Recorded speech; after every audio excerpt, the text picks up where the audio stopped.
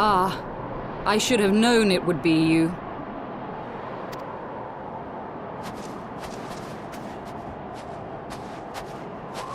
Word reached me of a struggle with a small but well-armed band of trespassers. Forgive my comrades their hostility. Few come here uninvited, and fewer still with good intent. Now, tell me why you are here.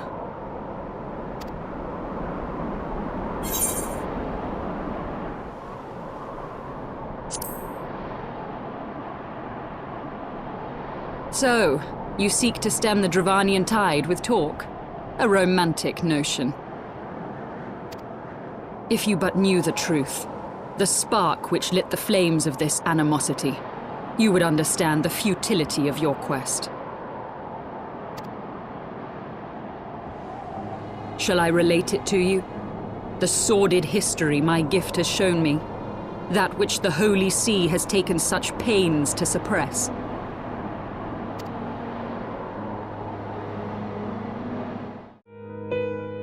'Twas more than a millennium past when an Elezen tribe first sought to claim the lands of Kurthas as its home.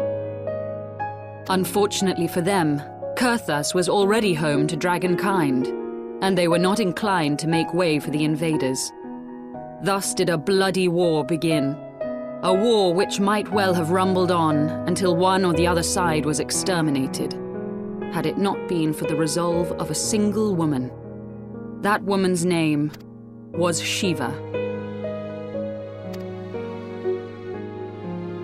While those around her fought and died, she attempted to parley with the dragons, and in so doing discovered them to be possessed of profound intelligence and reason.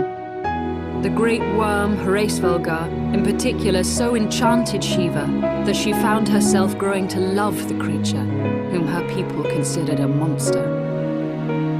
In the eyes of a near-immortal dragon, however, the fleeting life of an Elezen is as that of a freshly cut rose. Scarce has the flower bloomed before it begins to fade and wither. Such melancholy musings plagued Heavensward, who had found in Shiva an unexpected and beloved soulmate. He knew that all too soon, death would snatch her away from him. Unable to bear the thought of their separation, the maid bid the worm consume her, that their spirits might be entwined for eternity. Though loath to perform the deed, Heavensward ultimately gave in to her plea, and soon thereafter the tale of their ill-fated love spread throughout the two warring factions. No more could they raise blade or claw against one another, knowing that the souls of their kin were so inextricably bound. In the days that followed, man and dragon learned to live in harmony, and together built a nation unlike any the world had ever known. For 200 years did this blissful age of peace continue, as it would to this day, had vilest envy not stirred in the hearts of the Elezen. It is said that worms owe their longevity to the boundless reserves of vitality found within their eyes. And 'twas in this belief that a traitorous band of knights deceived their allies of some 2 centuries, and took by force that which they coveted.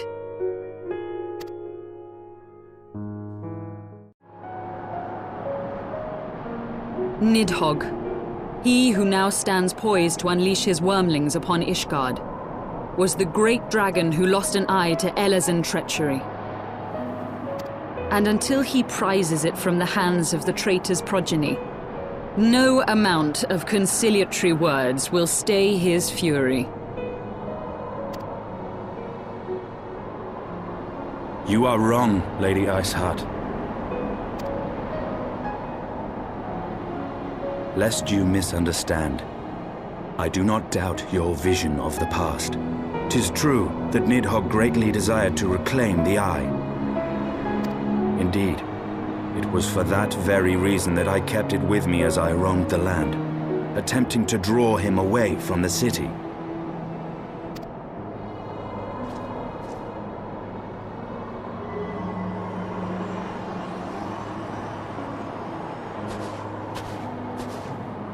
gods! Until recently, Nidhogg seemed unable to resist its allure and pursued me relentlessly. Needless to say, that is no longer the case. Now, it would seem, he has fixed his attention on Ishgard itself, though he knows full well the eye does not reside there.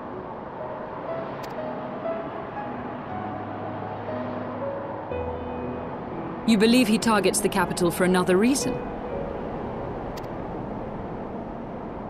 I believe reason has all but left him. Through the eye, I feel much of what Nidhogg feels, and the dragon's thirst for vengeance will not be quenched by aught less than a sea of blood.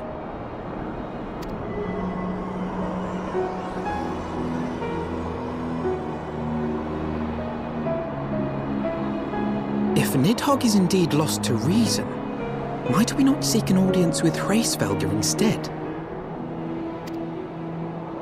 He has thus far shown no inclination to aid in the invasion of Ishgard, and may yet welcome our efforts to broker a peace. You still believe that a peaceable solution can be found? Very well. I will take you to him.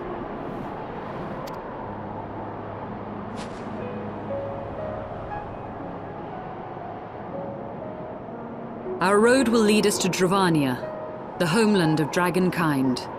There we shall ascend unto the clouds, where Hraesvelgr resides.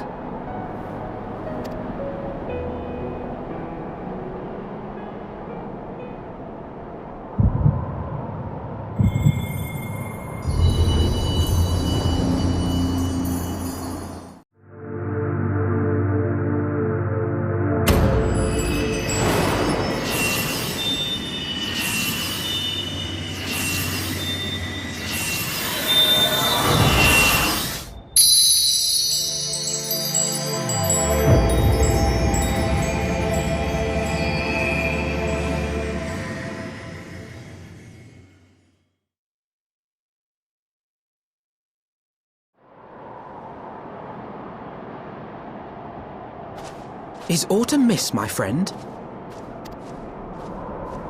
I sense the many battles are beginning to take their toll.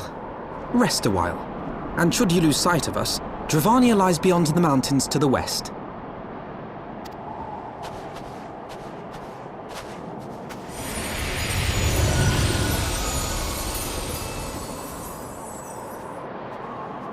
Curious. The vestiges of thy mistress's blessing are not as faint as once they were.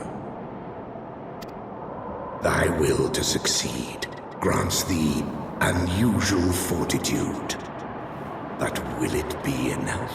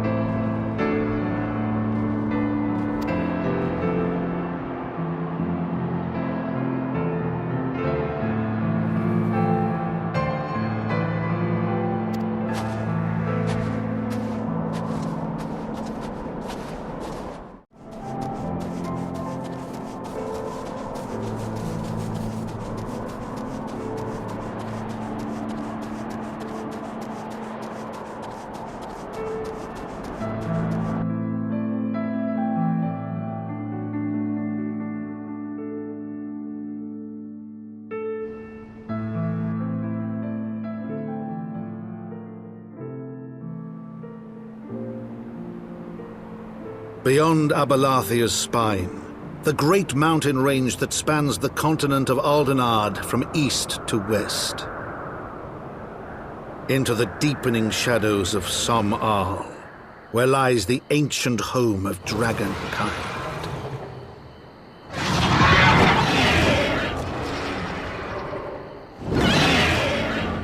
to a land where the soil slithers and the skies seethe with sinuous shapes, they came.